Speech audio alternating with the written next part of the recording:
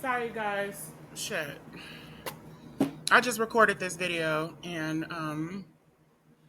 now I have to do it again because I don't like what I put out. So I had to, get the hair situated again and, touch up the makeup again and do this shit all over again. So let me get my attitude back on. So, hey, you guys. Um, I want to give a part three to my, my ex is a white supremacist video. I've been meaning to give this for a minute because I kind of confused some of the details at the end and didn't really give the right attribution to why he called me a fag, my ex, when he was vandalizing my property and basically the last straw between us. And I realized after I put those videos out, sometime after I put them out, that it's because of the interaction that I had with this guy down there who I met, who was this, prospect or whatever, this guy of interest who I was like, okay, let me see what's going on with him.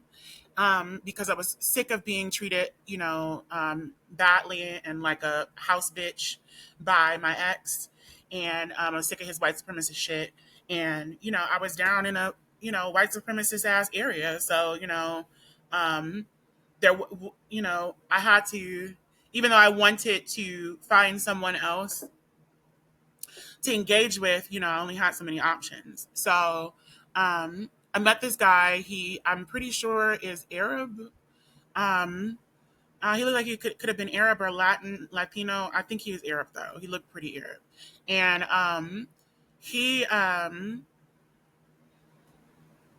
we spent the whole day together. I met his friends. I went to his house. We smoked all kinds of shit, and we got back to he went to go drop me back off at my house, and we had spent the whole day together. And I did not tell him that I was trans because I was, still trying to figure out if he was even safe down there. And that's something that I think that people need to understand. Now, I don't do that anymore because um, I try not to put myself in dangerous situations. And if I do end up in a dangerous situation, I'm not telling anybody anything, and I'm not going to try to get with anybody, you know. But back then, I took more risks, and even though I was in a dangerous situation, I was like, oh, okay, well, maybe I could still, talk to a dude or two. It's not the time to talk to a dude. So, because then you're going to be forced between a rock and a hard place of like letting someone know something that they might kill you for, because people down there will all get behind it, or, you know, not telling them and then risking that. So it's like it's a lose lose, a catch 22.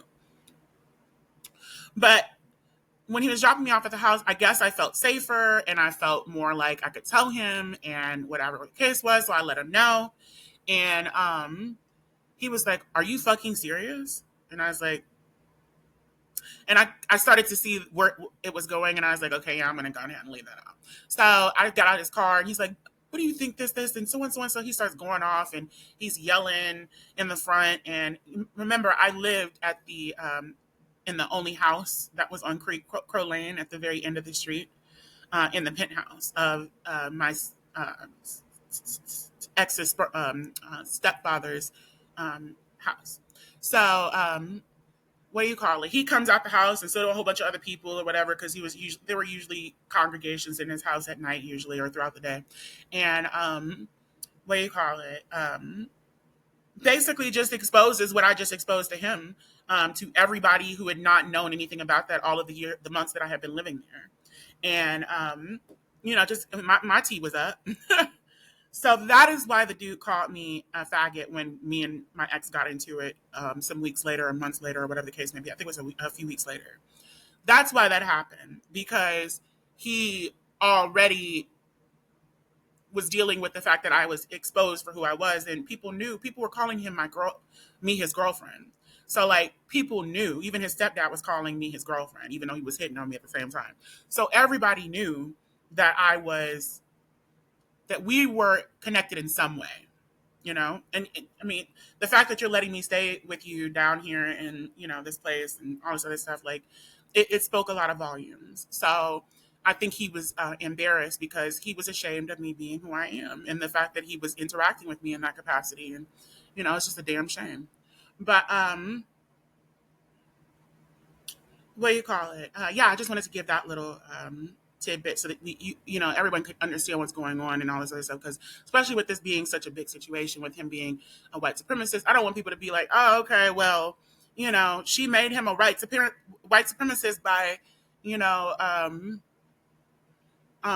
being a trans bitch or some shit like that. Like, no, that didn't happen. It didn't happen that way.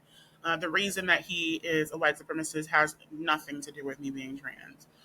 Or he was a white supremacist. I don't know if he still is. But yeah, I got another video coming out about the fact that I just discovered my ancestry to a certain extent, and then I got some stuff there that I didn't know about, and how that ties into the ICE raids and what's going on in the country. So stay tuned for that one. Hopefully, I don't have to re-record that bit, but we'll see.